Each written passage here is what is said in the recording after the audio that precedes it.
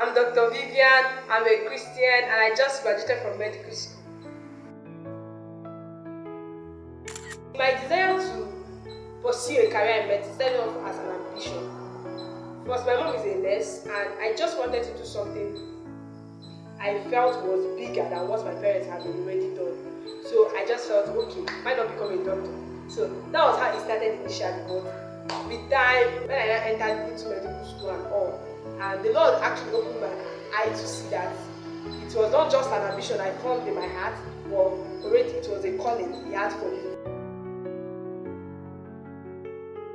I am very passionate about telling this part of my story.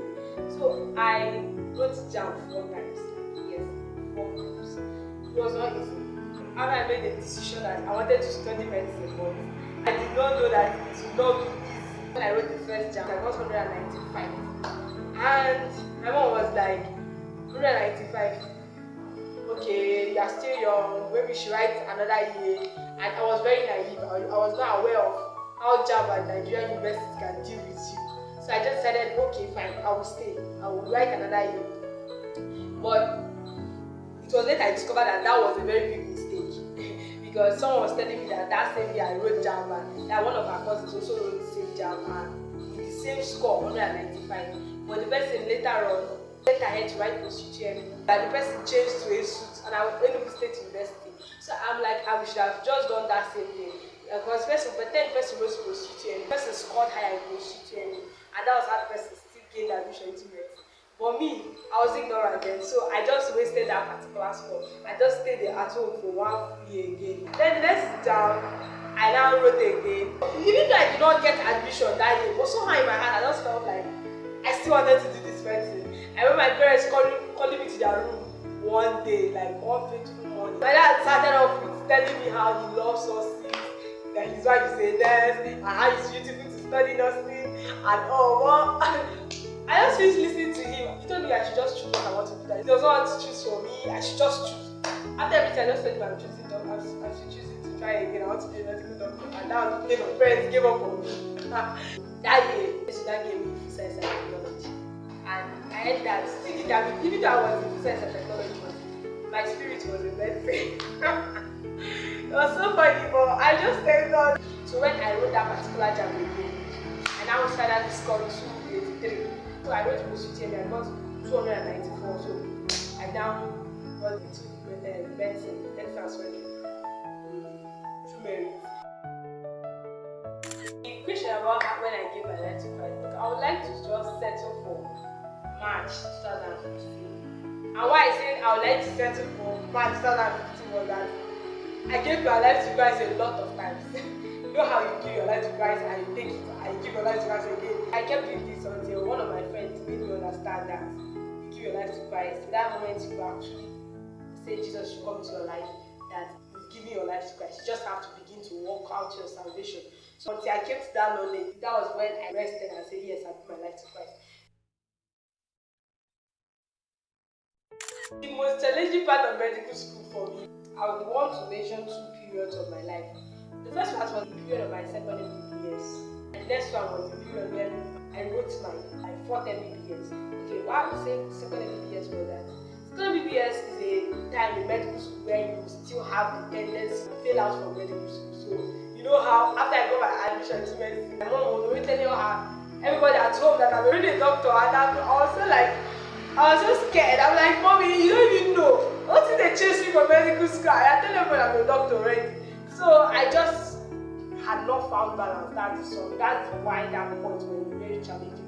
And I had not found balance with my Christian work, my work with God, and even my academics, my life as well. So that was a period that it was a class full of anxiety, telling different stories. You have not done this thing before. You never written any professional exam in school, so you are scared. You are wondering what will become of you and all. So then I would also say my 4th MBBS, after I wrote my 4th MBBS, so that was the first exam I failed in medical school. Oh God! That was the first exam I failed in medical school. Like, I wrote my second MBBS, the result came out, I cleared the papers, and I was like, oh, we are doing this. My parents were proud. Wrote the 3rd MBBS, I cleared my papers, and I was like, oh,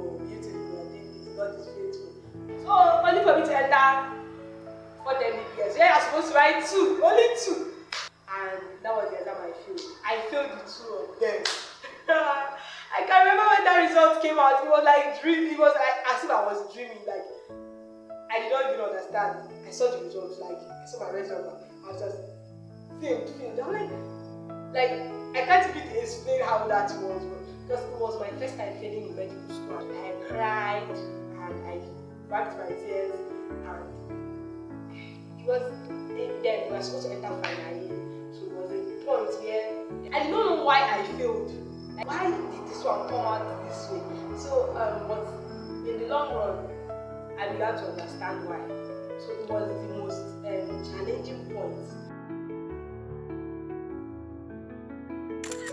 Okay, I wouldn't say that there was a particular rotation that stood out for me. A lot of them were interesting. I love community medicine, and when we did our rural postings, it was fascinating, like to see certain things, imagine things. It was just beautiful for me. Like seeing a village and thinking about the interventions you can bring into that village, as the privilege of being a medical doctor, and it was so exciting to do that. You can see a place and the water they drink is not good, and you know that simply getting people to build a well for them to bring an intervention. It was beautiful, and then we got to a point where we had to do health education, so we gathered some people and were teaching them about how you cheat.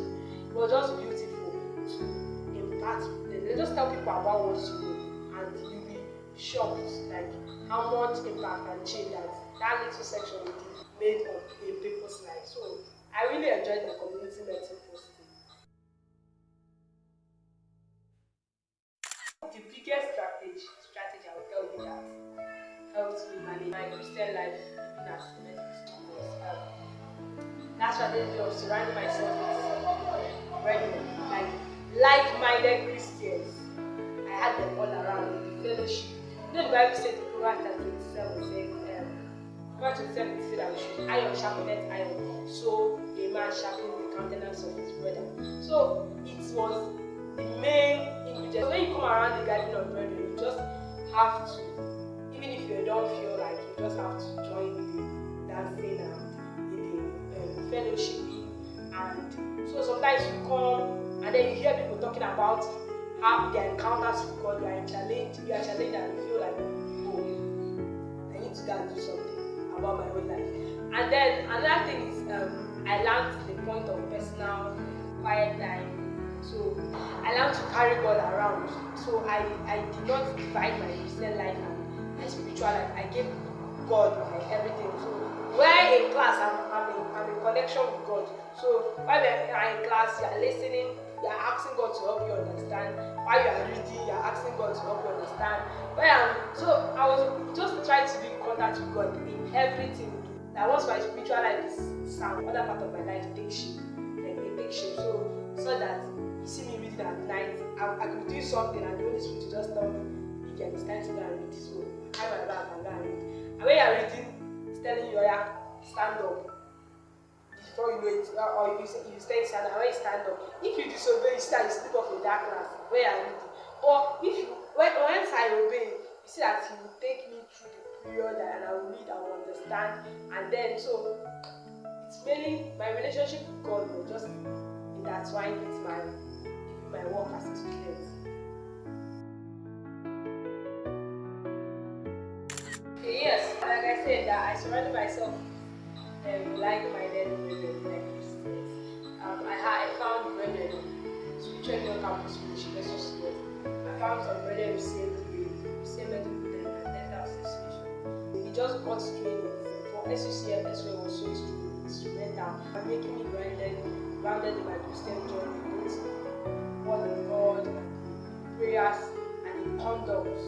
And Christianity was also very crucial in making me, like I said, I began to understand that medicine was a calling for me. So the medical profession made me begin to love it, like to enjoy what I'm doing, find myself and make you see God through the journey. So it began to make my faith and my study job. So my time in medical school was beautiful. It was spent for the Lord. If I had not taken my work more serious, I would have just ended up being that medical student, read like every other person, just pass and leave school. But when I met God, I became a leader in the fellowship. God began to open my eyes to the importance of making impact in people's lives. So, while during leadership and all, getting to share people's burden and wanting, becoming passionate about souls of people, that people get to meet God and grow in Christ. It was something that left like helped me, it changed me. The thing I would say that I've learned through medical school that will stay with me throughout my career is that one thing, that Christ is enough. Jesus is enough for anything I need. Is he career success? Is he actually my life? I just learned that Christ is enough. I can't think of something I will say, oh, in this particular aspect of my life, Christ won. God does not have the answer. I saw him come through all around. So I'm already settled. If I see myself in any difficult situation, I know that Christ is enough. And then after that, I also learned about obedience to God. The Bible says that if you are willing and obedient, you will eat the fruit of the land.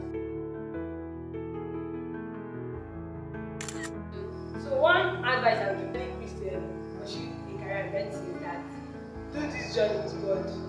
Do the journey with God, both before entering the university and after in the university medical school. Just do the journey with God. Medicine is a very beautiful profession, but aside the profession, the process of actually getting to that point, it's not easy. So you need a comfort in God, because that was where I found my own. Other people might find their own in other things, like you see the book humanizing, some people sleeping around, some girls sleeping around, you see some people smoking, people become drug addicts in medical school because of how to calm down the stress. But we learn to always run to God and to cry to cry in our secret place and get comfort from God. So just do the journey with God. You will make it possible.